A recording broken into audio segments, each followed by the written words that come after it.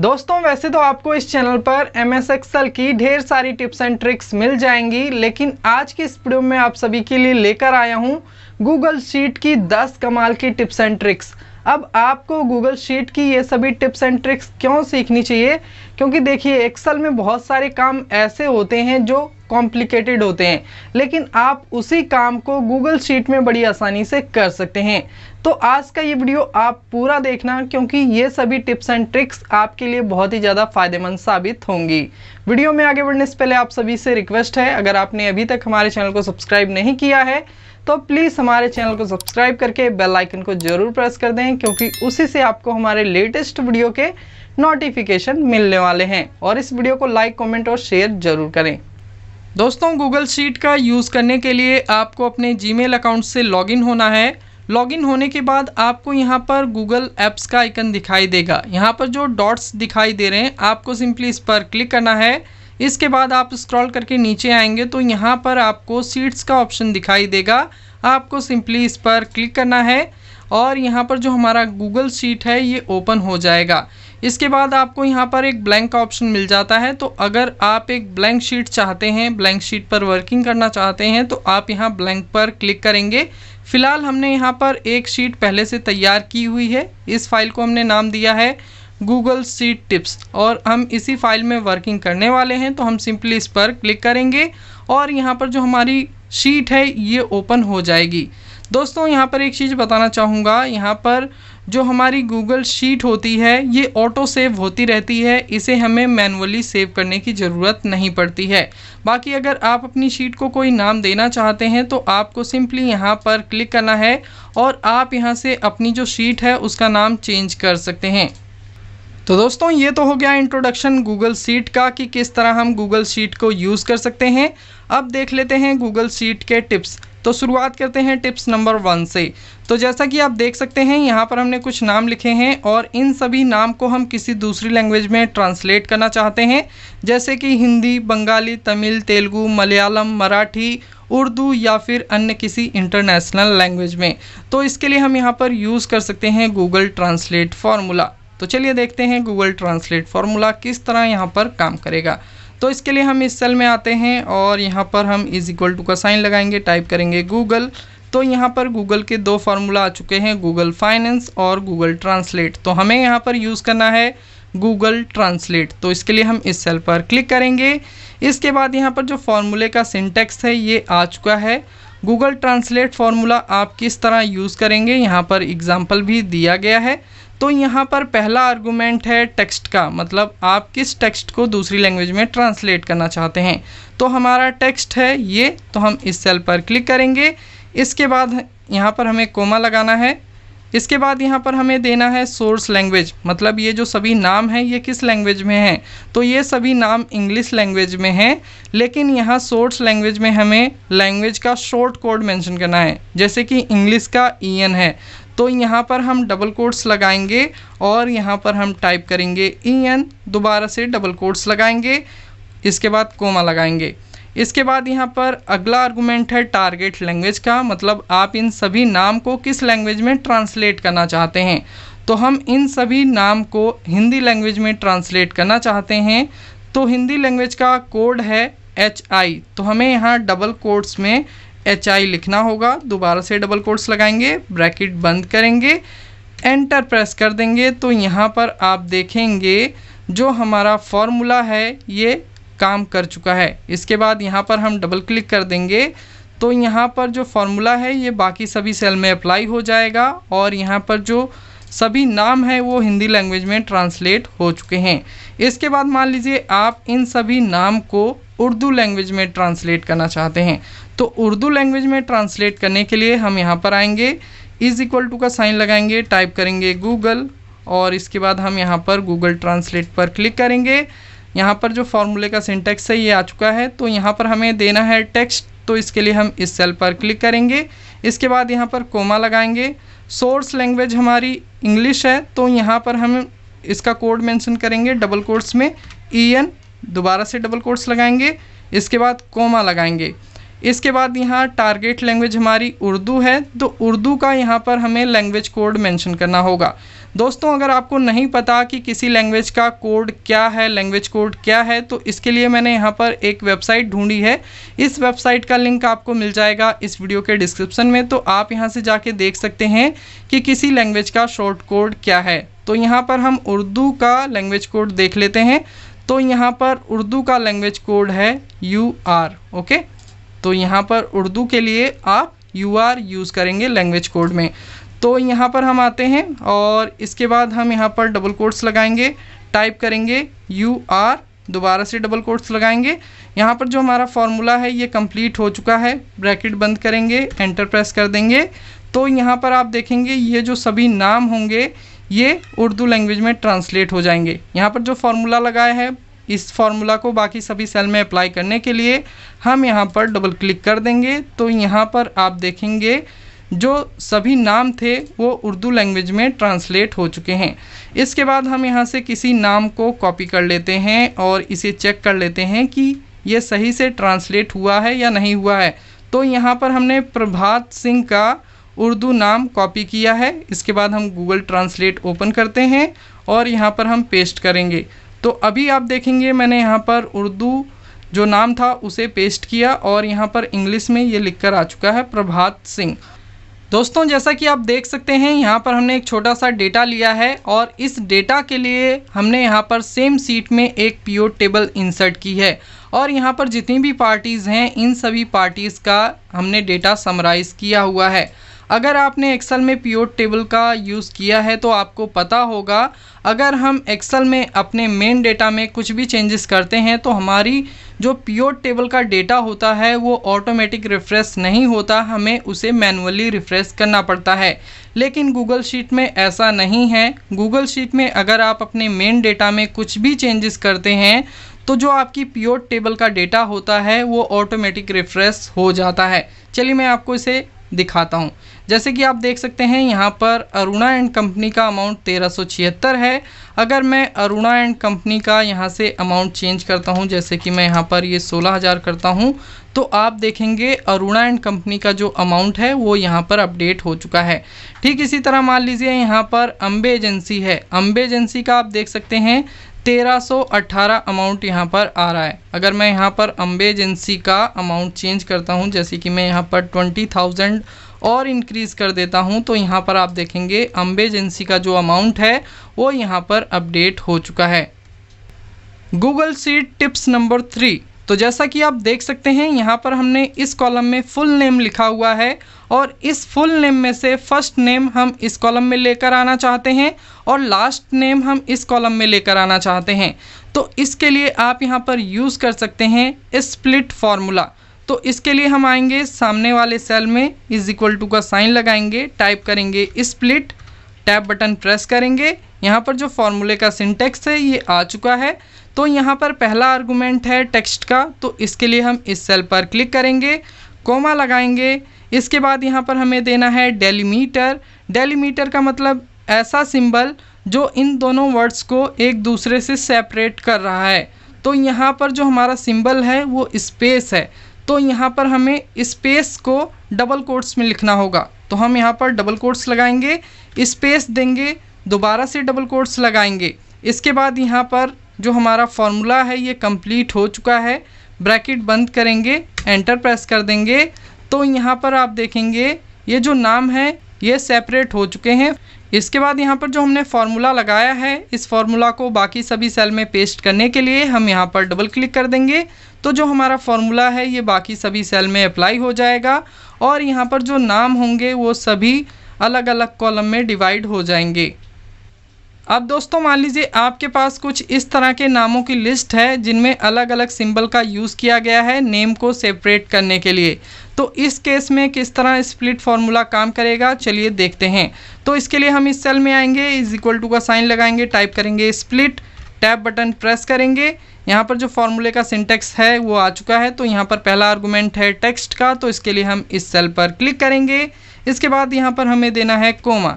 इसके बाद double quotes में हमें इन सभी डेलीमीटर्स को मेंशन करना है, इन सभी सिंबल को मेंशन करना है। तो इसके लिए हम डबल कोट्स लगाएंगे। तो यहाँ पर हमारा इन सभी नामों में जो पहला डेलीमीटर है वो है डैश यानी माइनस का साइन, तो हम यहाँ माइनस लगाएंगे।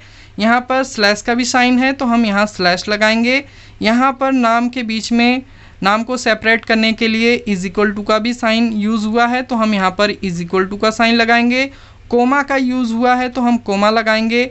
स्पेस का यूज़ हुआ है तो हम यहाँ पर स्पेस भी लगाएंगे। और यहाँ पर जितने भी सिंबल का यूज़ किया गया है आप यहाँ पर मेंशन करेंगे। इसके बाद हम यहाँ पर डबल कोट्स लगाएंगे।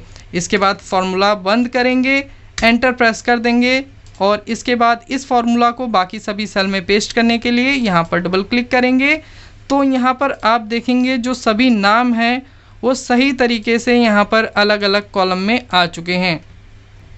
Google sheet tips number 4, searchable drop down list. दोस्तों अगर आप MS एक्सेल में एक सर्चेबल ड्रॉप डाउन लिस्ट बनाना चाहते हैं तो इसके लिए आपको बहुत ज़्यादा मेहनत करनी पड़ेगी, लेकिन गूगल शीट में आप बड़ी आसानी से एक सर्चेबल ड्रॉप डाउन लिस्ट बना सकते हैं।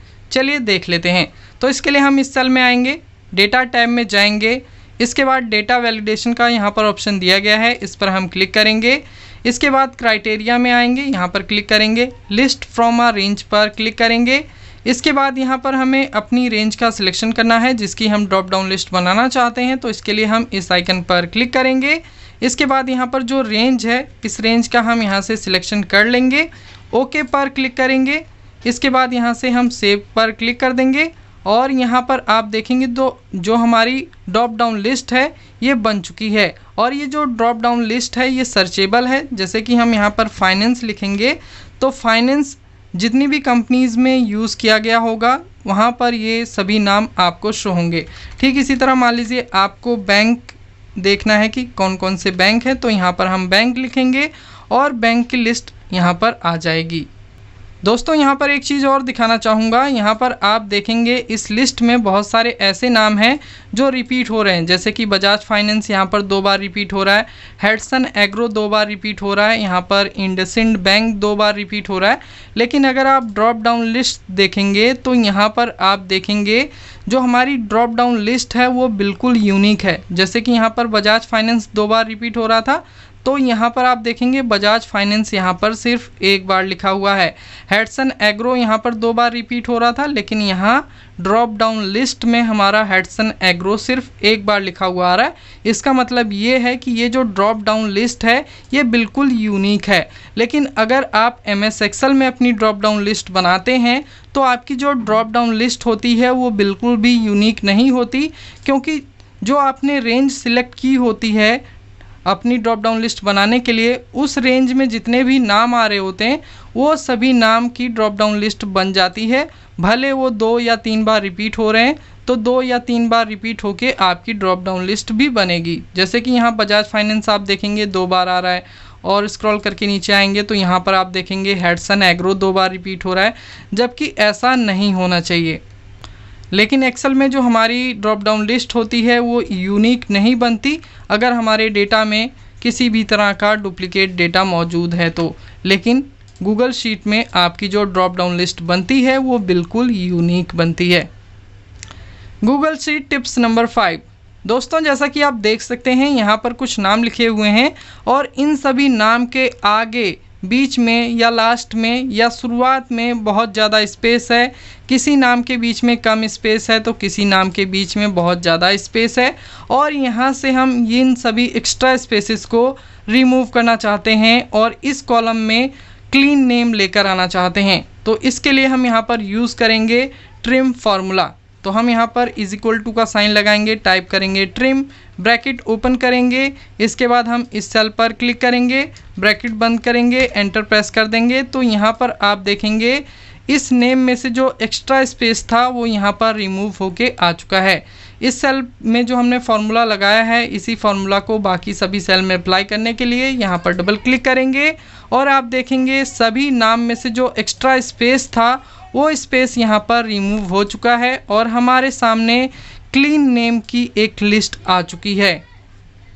दोस्तों वीडियो में आगे बढ़ने से पहले आप सभी को बताना चाहूँगा, अगर आप हमारे पेड कोर्सेज करना चाहते हैं तो इसके लिए आप हमारी वेबसाइट www.mylifesupport.in पर विजिट कर सकते हैं और जो भी कोर्स आपको बाय करना है आप सिंपली ऐड टू कार्ट पर क्लिक करके उस कोर्स को बाय कर सकते हैं। इन सभी कोर्सेज पर आपको मिल जाएगा 90% का डिस्काउंट। तो आज ही हमारे कोर्सेज में इनरोल होइए और बाकी की जो टिप्स एंड ट्रिक्स हैं उन्हें भी हम देख लेते हैं। Google sheet tips number 6। दोस्तों, अगर आप किसी वेबसाइट या फिर किसी वेबसाइट के पेज के लिए QR कोड जनरेट करना चाहते हैं तो इसके लिए आप गूगल शीट में इमेज फार्मूला यूज़ कर सकते हैं। इस फार्मूला को मैं मेंशन कर दूंगा इस वीडियो के डिस्क्रिप्शन में, तो आप वहां से जाके इस फार्मूला को कॉपी कर सकते हैं। कॉपी करने के बाद आपको सिंपली उस सेल में आना है जहां पर आप अपना QR कोड जनरेट करना चाहते हैं और सिंपली फार्मूला को पेस्ट कर देना है। इसके बाद यहाँ पर जितना भी आपको आर्गुमेंट दिखाई दे रहा है, यहाँ पर आपको किसी भी तरह का चेंजेस नहीं करना। आपको सिर्फ यहाँ पर एक चेंजेस करना है। वो क्या है मैं आपको बताता हूँ। जैसे कि यहाँ पर इस फार्मूला में मैंने सिंगल कोट लगाया हुआ है, तो मैं सिंगल कोट रिमूव करता हूँ। अब यहाँ पर आपको चेंजेस ये करना है कि यहाँ पर आप देखेंगे A3 मेंशन है, तो यहाँ पर जो हमारी वेबसाइट का URL है वो A3 में मेंशन है, इसलिए यहाँ पर हमने A3 लिखा हुआ है। बाकी अगर आपकी वेबसाइट का URL जिस भी सेल में मेंशन है उस सेल का यहाँ पर आपको रेफरेंस मेंशन करना है। जैसे कि अगर A4 में है या B3 में है, B2 में है, या जिस भी सेल में मौजूद है आपका URL, उस सेल का रेफरेंस आपको यहाँ पर मेंशन करना है। तो फिलहाल जो हमारा URL है, हमारी वेबसाइट का जो URL है वो A3 में है, तो हमने यहाँ पर A3 मेंशन कर दिया है। इसके बाद हम एंटर प्रेस करेंगे तो यहाँ पर आप देखेंगे जो हमारा QR कोड है हमारी वेबसाइट के लिए वो यहाँ पर जनरेट हो चुका है। इस फार्मूला को हम बाकी के सभी सेल में पेस्ट कर देते हैं, तो इसके लिए हम यहाँ पर ड्रैग कर देंगे। तो यहाँ पर जो हमारी वेबसाइट के पेजेस हैं इनके लिए भी यहाँ पर ये QR कोड बन जाएगा। अब अगर इस QR कोड को कोई भी अपने मोबाइल से स्कैन करेगा तो जो हमारी वेबसाइट होगी या जो हमारी वेबसाइट का पेज होगा वो यहाँ पर डायरेक्टली ओपन हो जाएगा। तो ये बहुत सी जगहों पर काम आता है। आजकल QR कोड का बहुत ही ज़्यादा यूज़ किया जाता है। Google sheet tips number 7। दोस्तों, जैसा कि आप देख सकते हैं हमारे पास एक नाम की लिस्ट है और इस लिस्ट में से हम मिडल नेम को रिमूव करना चाहते हैं। तो इसके लिए हम यहाँ पर यूज़ कर सकते हैं फाइंड एंड रिप्लेस का। तो इसका यूज़ करने के लिए सबसे पहले हम अपने इस डेटा का सिलेक्शन करते हैं। इसके बाद हम अपने कीबोर्ड से Ctrl+H प्रेस करेंगे तो यहाँ पर ये फाइंड एंड रिप्लेस की विंडो आ जाएगी। फाइंड में हमें यहाँ पर कुछ इस तरह से 3 बार प्लस का साइन लगाना है। यहाँ पर आपको कुछ इस तरह से अपने इन सभी कैरेक्टर को टाइप करना है। जैसे कि यहाँ पर आप ब्रैकेट ओपन करेंगे, फिर डॉट लगाएंगे, फिर प्लस, फिर ब्रैकेट बंद, और इसी तरह से आपको रिपीट करना है। इसके बाद आप रिप्लेस विद में आएंगे तो यहाँ पर आपको $1 स्पेस $2 टाइप करना है। यहाँ पर हम $1 $2 क्यों टाइप कर रहे हैं? क्योंकि यहाँ पर हम फर्स्ट नेम और लास्ट नेम चाहते हैं, मतलब 2 वर्ड चाहते हैं। और यहाँ पर हमने 3 बार प्लस इसलिए लगाया है क्योंकि यहाँ पर हम सिर्फ ऐसे नाम को टारगेट करना चाहते हैं जिसमें मिडल नेम का यूज़ किया गया है, यानी कि 3 वर्ड का यूज़ किया गया है। अब यहाँ पर आप देखेंगे यहाँ पर जो शुरू का प्लस है इसमें हमने ब्रैकेट का भी यूज़ किया है और यहाँ पर हमने डॉट भी लगाया है, और लास्ट का जो प्लस है इसमें भी आप देखेंगे हमने ब्रैकेट का यूज़ किया है।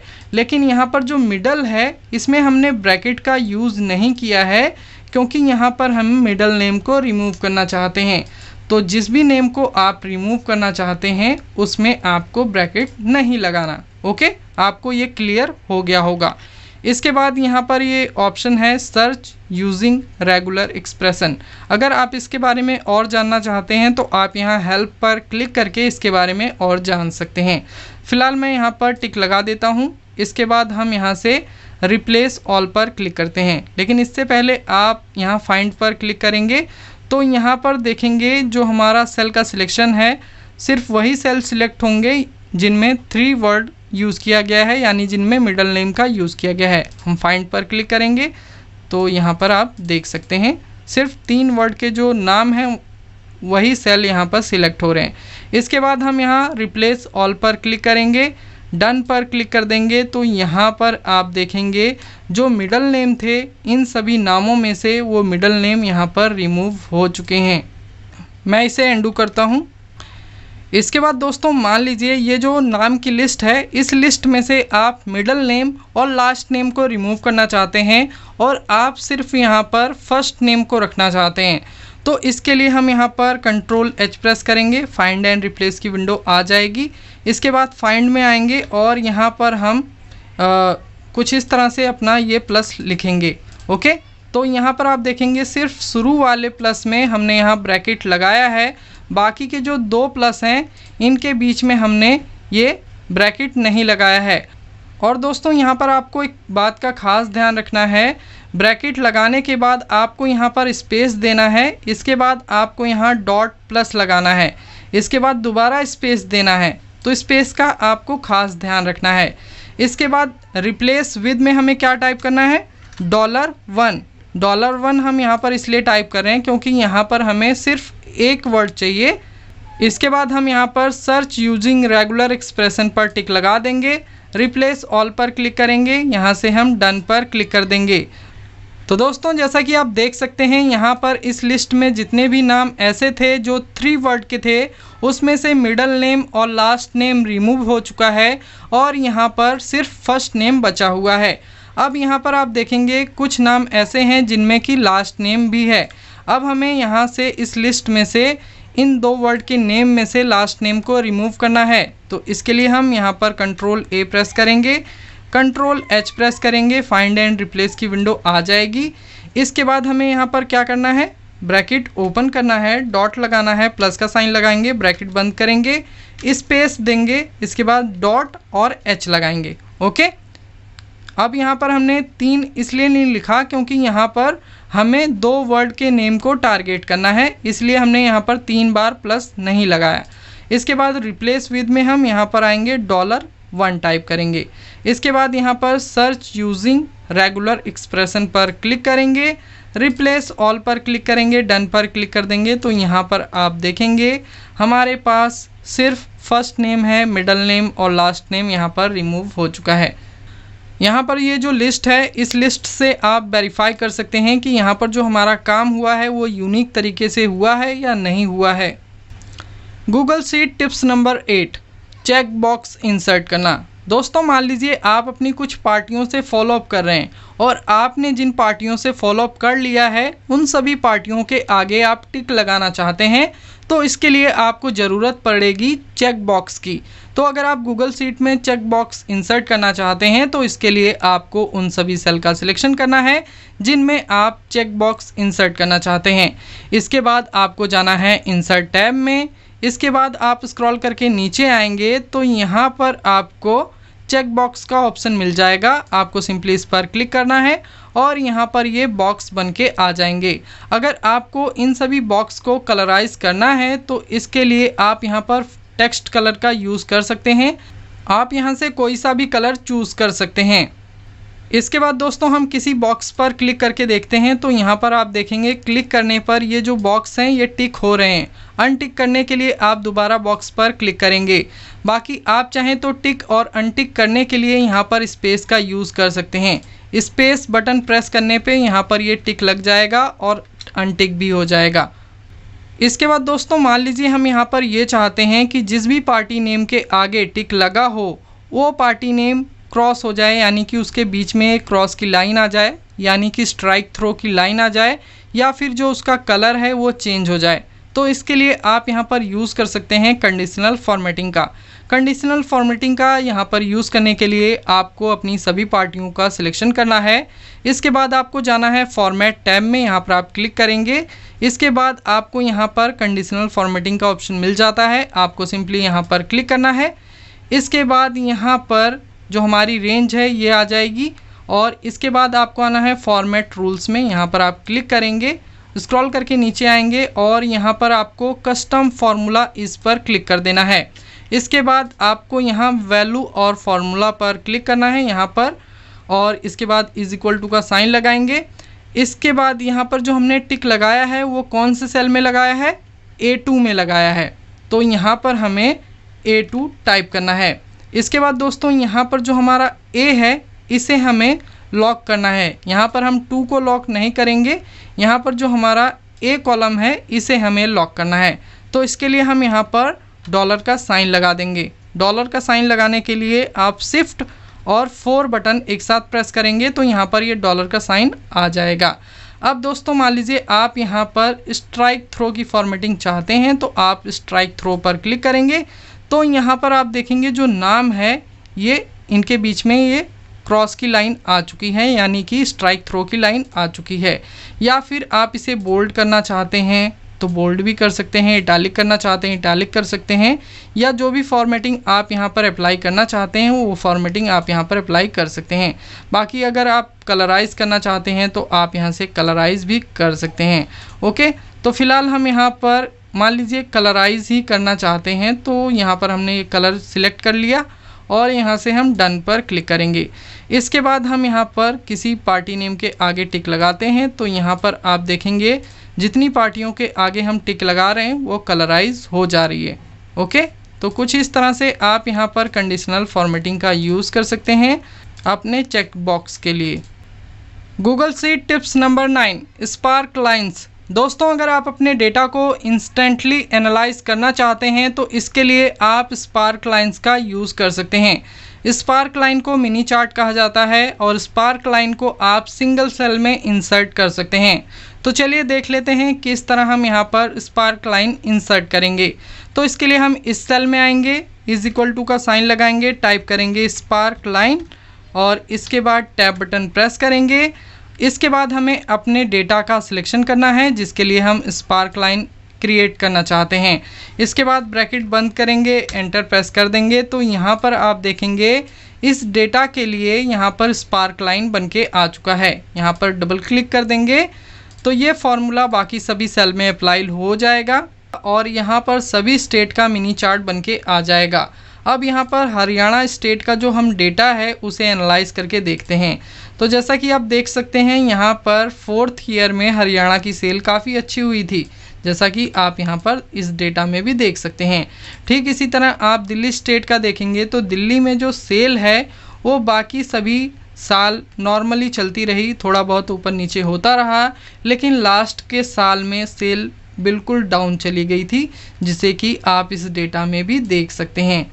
तो कुछ इस तरह से आप अपने डेटा को इंस्टेंटली एनालाइज कर सकते हैं स्पार्क लाइन की मदद से। Google sheet tips number 10। दोस्तों मान लीजिए आप अपनी गूगल शीट को माइक्रोसॉफ्ट एक्सेल या फिर पीडीएफ फॉर्मेट में डाउनलोड करना चाहते हैं तो इसके लिए आपको जाना है फाइल टैब में, यहाँ पर आप क्लिक करेंगे। इसके बाद जैसे ही आप यहाँ डाउनलोड पर आएंगे यहाँ पर आपको बहुत सारे फॉर्मेट देखने को मिल जाते हैं। यहाँ पर माइक्रोसॉफ्ट एक्सेल और पीडीएफ का भी ऑप्शन दिया गया है। अब मान लीजिए हम इस गूगल शीट को माइक्रोसॉफ्ट एक्सेल में कन्वर्ट करना चाहते हैं तो हम सिंपली माइक्रोसॉफ्ट एक्सेल पर क्लिक करेंगे और ये जो गूगल शीट है ये माइक्रोसॉफ्ट एक्सेल में कन्वर्ट होके यहाँ पर डाउनलोड हो जाएगी। अब हम इस फाइल को ओपन करते हैं तो यहाँ पर जो हमारी गूगल शीट है ये अभी माइक्रोसॉफ्ट एक्सेल में ओपन हो रही है। इसके बाद दोस्तों आपको यहाँ इनेबल एडिटिंग पर क्लिक कर देना है। तो यहाँ पर अभी हमने इनेबल एडिटिंग पर क्लिक कर दिया है और यहाँ पर आप देख सकते हैं जितनी भी शीट हमारी गूगल शीट में थी वो सभी शीट यहाँ पर शो हो रही हैं और इन सभी में हम वर्किंग कर सकते हैं। ओके, टिप्स नंबर 1 पर आएंगे तो यहाँ पर आप देखेंगे ये जो नाम हमने कन्वर्ट किए थे ये सभी लोड हो रहे हैं। तो यहाँ पर इन सभी को लोड होने में थोड़ा सा वक्त ज़रूर लगेगा। बाकी दोस्तों आप चाहें तो गूगल शीट का जो भी डेटा है उसे कॉपी करके माइक्रोसॉफ्ट एक्सेल में लेकर जा सकते हैं। जैसे कि मान लीजिए हमारे पास ये डेटा है, हम इस डेटा को यहाँ से कॉपी कर लेते हैं और इसके बाद माइक्रोसॉफ्ट एक्सेल ओपन करेंगे और यहाँ पर हम इसे पेस्ट कर देंगे। तो यहाँ पर जो हमारा डेटा है वो बड़ी आसानी से यहाँ पर आ जाएगा और जो हम अपना काम है उसे कर सकते हैं।